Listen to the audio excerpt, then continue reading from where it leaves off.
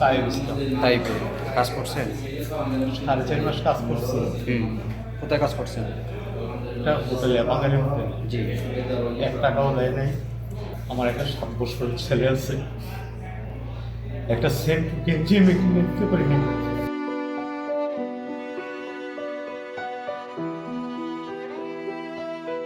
পরিবারের মুখে হাসি ফোটাতে আর ভাগ্য বদলের স্বপ্ন নিয়ে মাত্র 7 মাস আগে সৌদি আরবের তায়েফ শহরে পাড়ি জমান বাংলাদেশি প্রবাসী আবু হানিফ। কিন্তু সেই স্বপ্ন আজ পরিণত হয়েছে দুঃস্বপ্নে। অভিযোগ, নিজের দেশেরই এক বাংলাদেশি মালিকের নির্যাতন ও প্রতারণার শিকার হয়ে এখন দেশে ফেরার আকুতি জানাচ্ছেন তিনি। হানিফ জানান, তায়েফের একটি হোটেলে 4 মাস ধরে কাজ করলেও তাকে কোনো বেতন দেয়া হয়নি।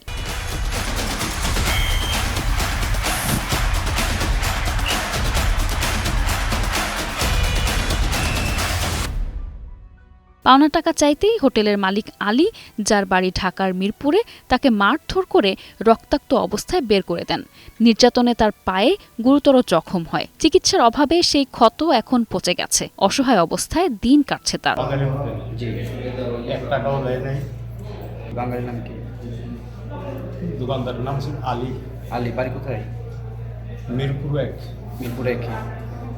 কিসের দোকান এটা? বাংলা হোটেল। হোটেল ছিল। 4.5 মাস কাজ করছি। যখনই টাকা চাইতাম, ডেট দিত, মুভি দিত। যখন ডেট কাছাইতো, এর আগের দিন এত খারাপ ব্যবহার করতো, তো মারতে হইতো। শারীরিক যন্ত্রণার চেয়েও বড় কষ্ট দেশে থাকা 7 বছরের ছেলেটির জন্য 7 মাসেও একটি জামা কিংবা ছোট কোনো উপহার পাঠাতে পারেননি তিনি। আমার একটা 7 বছরের ছেলে আছে।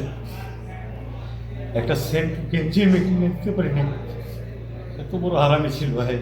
চোখের জল মুছতে মুছতে সরকারের কাছে তার একটাই আবেদন, যেভাবেই হোক তাকে যেন দ্রুত দেশে ফিরিয়ে আনা হয়। একই সঙ্গে অভিযুক্তির দৃষ্টান্তমূলক শাস্তিও চান তিনি। আবু হানিফের ওপর নির্যাতনের ঘটনা সামনে আসার পর দ্রুত পদক্ষেপ নিয়েছে Bangladesh consulate general Jeddah.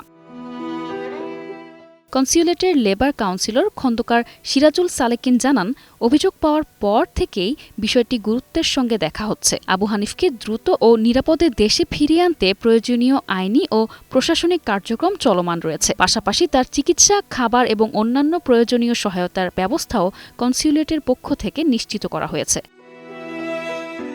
Consulate জানিয়েছে, আবু হানিফকে নিরাপদে দেশে ফেরাতে প্রয়োজনীয় আইনি ও প্রশাসনিক পদক্ষেপ নেওয়া হচ্ছে। পাশাপাশি তার চিকিৎসা, খাবার ও অন্যান্য প্রয়োজনীয় সহায়তাও নিশ্চিত করা হয়েছে। এখন পরিবারের কাছে নিরাপদে ফিরতে চান আবু হানিফ। এখন সরকার যত দ্রুত সম্ভব আমার দেশে পাঠায়, আমার ট্রিটমেন্ট ব্যবস্থা করবে।